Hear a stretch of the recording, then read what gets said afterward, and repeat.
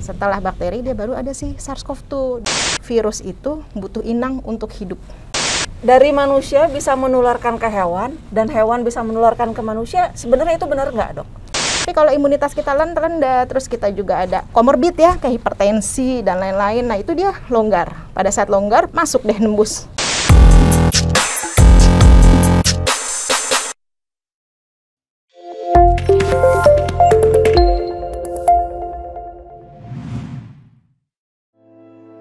Sudah 2 tahun lamanya, masyarakat menghadapi pandemi COVID-19. Dan selama 2 tahun ini, penyebaran virus COVID-19 di Indonesia semakin merajalela. Mutasi-mutasi virus COVID-19 terus berlangsung, antara lain Alpha, Beta, Delta, Gamma, Omicron, Deltacron, dan beberapa mutasi lainnya. Mutasi-mutasi virus corona tersebut memiliki karakteristik yang berbeda-beda dan akan terus berlangsung. Lalu, sampai kapan mutasi virus ini terus terjadi? Halo, apa kabar pemirsa? Kembali lagi bersama saya Sinta Soraya dalam program Kilat Health. Sudah 2 tahun ini kita menghadapi pandemi COVID-19. Selama 2 tahun ini, kita mengenal adanya mutasi virus COVID-19. Mengapa sih virus-virus itu bisa bermutasi? Bersama saya sudah ada Dr. Wita Prominensa, spesialis patologi klinik, MARS. Halo Dr. Wita, apa kabar? Selamat datang Dr. Wita. Terima kasih Dok sudah bisa hadir di sini. Ya, terima kasih Dokter Sinta. Sehat-sehat ya semuanya ya, dimanapun berada. Dokter, saya pengen nanya nih. Kita kan sudah 2 tahun ya menghadapi pandemi COVID-19. Kita juga udah mengetahui adanya perubahan-perubahan atau mutasi-mutasi virus COVID-19 ini ya, Dok. Sebenarnya saya ingin menanyakan dulu, Dok. Profil virus itu seperti apa sih, Dok? Iya. Jadi profil virusnya dari spesifik SARS-CoV-2 ya. Jadi virus ini kan sebenarnya bukan SARS-CoV-2. Jadi kita harus bedakan dulu, COVID itu nama penyakitnya. Karena ditemukan 2019 jadi COVID-19, kemudian nama virusnya sendiri SARS-CoV-2. Kenapa SARS-CoV-2? Karena ada yang pertama, SARS-CoV-1 waktu tahun 2002 itu. Nah, jadi profil virusnya sendiri, kita harus mengenali ukurannya dulu lah, biar kita paham ya, nanti kan pemilihan masker biar lebih pinter gitu. Jadi, kalau sebagai ilustrasi nih, yang kita tahu apa sih ukuran dari diameter helai rambut ya, helai rambut kan, itu kita hitungannya mikron ya. Mikron, ilustrasinya 1 mikron itu sekitar 0,0001 cm. Nah, diameter rambut itu ukurannya sekitar 80 sampai 150 mikron. Rambut masih bisa kelihatan ya. Lebih kecil dari rambut apa ya? Misal kayak garam. Garam ya. Garam itu ukurannya sekitar 60 mikron, masih bisa kelihatan kasat mata. Kemudian ada ukuran terkecil yang bisa dilihat sejauh mata memandang itu polen, serbuk sari ya, atau partikel dust, itu sekitar 10 mikron. Nah, yang mulai tidak terlihat di mikroskop itu sel darah merah. Kalau kita bikin slide, itu sel darah merah kelihatan, itu sekitar 7-8 mikron ya. Itu sudah tidak bisa terlihat. Nah, posisi virus di mana nih? Posisi virus ada setelah bakteri. Bakteri dulu. Nah, bakteri yang kita tahu apa sih? Kayak E. coli di usus ya. Nah, itu masih sekitar 2-3 mikron. Nah, posisinya si virus, sebelum itu ada lagi droplet nih. Droplet, kita batuk, droplet ya, percikan. Itu sekitar 5-10 mikron. Udah kadang-kadang yang 10 mikron mungkin masih bisa kelihatan, yang 5 mikron udah nggak kelihatan. Nah, setelah bakteri dia baru ada si SARS-CoV-2 di 0,5 mikron. Gitu.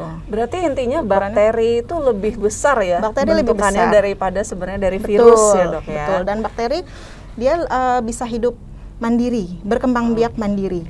Jadi sementara virus dia hidup bertransisi. Dia tidak punya metabolisme. Jadi dibilang makhluk hidup juga, dia benda biologis tepatnya. Jadi yang perlu digarisbawahi adalah virus itu butuh inang untuk hidup. Oh, berarti dia tidak bisa hidup sendiri, membelah diri sendiri, atau berubah sendiri tanpa adanya inangnya tadi ya? Betul, itu bedanya bakteri sama virus. Kalau bakteri dia bisa membelah diri sendiri karena dia tubuhnya bermetabolisme. Kalau virus ukurannya lebih kecil dari bakteri dan dia butuh inang, kayak gitu. Entah itu di hewan, ya, karena kan si SARS-CoV-2 juga ditemukan di Charpelay di Denmark. kemudian di harimau juga ada di Amerika, kemudian terakhir tuh yang di anjing di Hong Kong itu juga medianya, karena memang virus basicnya adalah butuh inang untuk bisa replikasi, untuk bisa berkembang biak. Ngomong-ngomong masalah inang nih dok, ini kan sering kita dengar ya dok ya. Yeah. Hati-hati binatang juga bisa terkena COVID.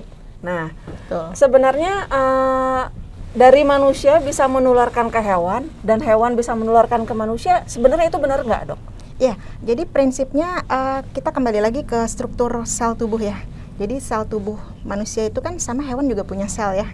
Nah, satu sel, bayangkan satu sel dia memiliki selubung atau membran kalau bahasa kedokterannya. Nah, membran itu kalau dibentangkan dia terdiri dari partikel protein seperti itu.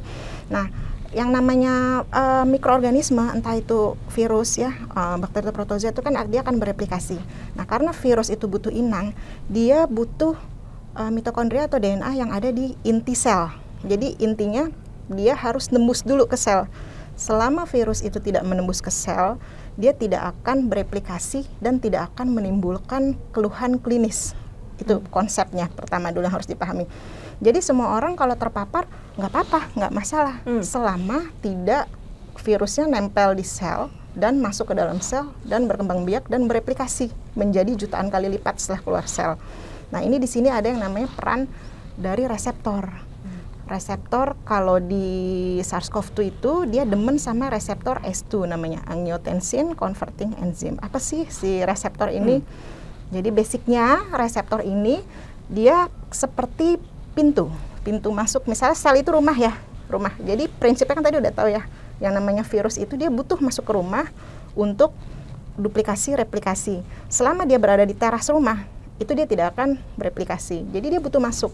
Pada saat butuh masuk, dia butuh media untuk tembus. Media itu anggaplah pintu. Media kan banyak ya, ada pintu, ada jendela kalau di rumah. Nah, salah satu reseptor, itu semua reseptor. Tapi kita ilustrasikan reseptor yang ditempelin sama SARS-CoV-2 ini adalah pintu.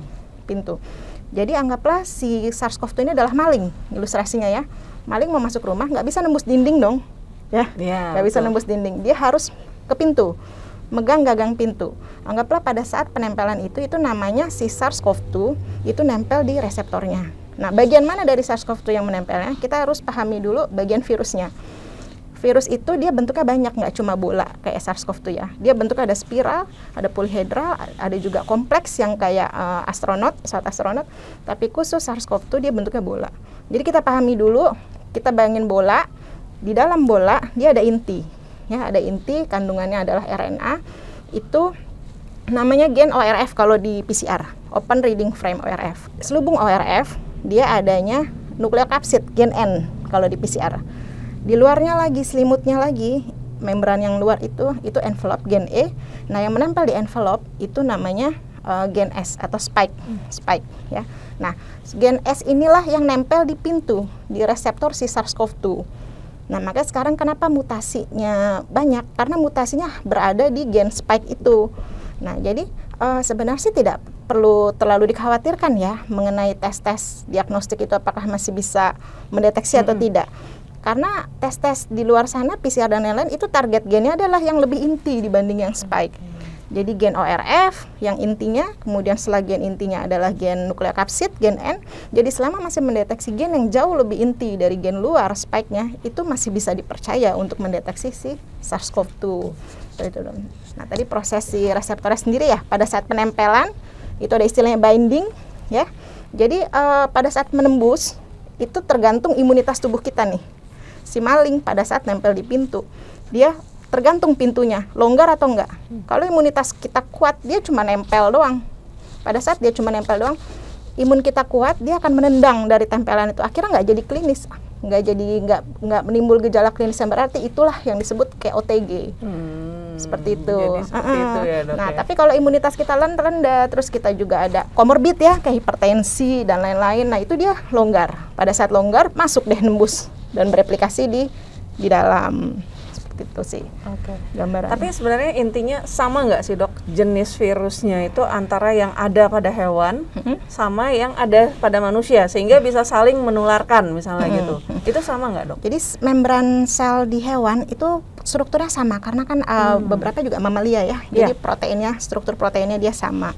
Nah, terus mereka punya reseptor juga. Buktinya kan ada hewan-hewan juga yang berpenyakit ya. Iya kan? Hewan-hewan apalagi yang mamalia itu banyak yang berpenyakit. Karena kenapa? Mereka punya reseptor itu. Mereka punya tempat duduk untuk mikroorganisme yang nembus ke tubuh dan menempel, terserah mereka lah mau nempel di mana. Kalau misalnya yang si SARS-CoV-2 ini nempelnya di S2 gitu. Jadi kenapa sih harus ada si reseptor?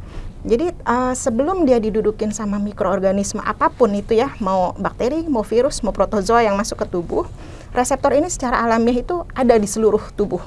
Kenapa ada di seluruh tubuh? Kan sel kita juga ada di seluruh tubuh gitu. Betul. Nah, jadi fungsi reseptor ini sebenarnya apa sih? Dia banyak. Dia ada untuk transporter misalnya nutrisi yang masuk, kan sel butuh makanan, butuh nutrisi, sama juga nutrisi-nutrisi itu dia tidak bisa nembus langsung, dia butuh nempel dulu di reseptor untuk masuk dan digunakan oleh sel ya. Kemudian sebagai katalisator tuh misalnya ilustrasinya, misalnya orang hipertensi kan aliran darahnya deras ya, pembuluh darah menyempit karena aliran deras, jadi vasokonstriksi. Nah, tubuh kan pinter ya, gimana nih caranya nih biar nggak chaos ke jaringan lain ya, nggak merugikan jaringan lain. Akhirnya pada saat kayak kita senang kan keluar hormon endorfin ya. Nah, kalau pada saat hipertensi, vasokonstriksi itu yang dikeluarkan angiotensin 2. Nah, itu akan bikin jaringan mudah lemah. Nah, akhirnya si reseptor S2 ini yang fisiologisnya ya, alamiahnya ya, sebelum dia didudukin sama SARS-CoV-2, dia berperan sebagai katalisator. Jadi dia memberikan sinyal ke tubuh, nih angiotensin 2 overproduksi, dia tekan dengan memproduksi angiotensin 1-7 yang bikin pembuluh darah menjadi vasodilatasi. Jadi tubuh tenang, seperti itu fungsinya. Nah, terus juga sebagai koder. Jadi pada saat sel reseptor S2 dibutuhkan di bagian membran protein di sel tubuh lain, dia akan menduplikasi dirinya, mengkoder gitu. Jadi secara alami kalau si reseptor ini tidak diganggu, tidak didudukin oleh selain dari fungsi asalnya, baik perannya. Cuma kalau imun kita rendah, nggak ada nih yang dudukin si reseptor S2. Akhirnya pada saat virus SARS-CoV-2 masuk, dia demen, ada tempat duduk nih yang nganggur. Ya udah didudukin deh gitu. Jadi betapa pentingnya kita menjaga imunitas tubuh. Terima kasih banyak ya, Dok, atas waktunya. Terima kasih. Demikian tadi pemirsa penjelasan dari Dr. Wita Prominensa, spesialis patologi klinik MARS. Semoga bisa bermanfaat untuk kita semua.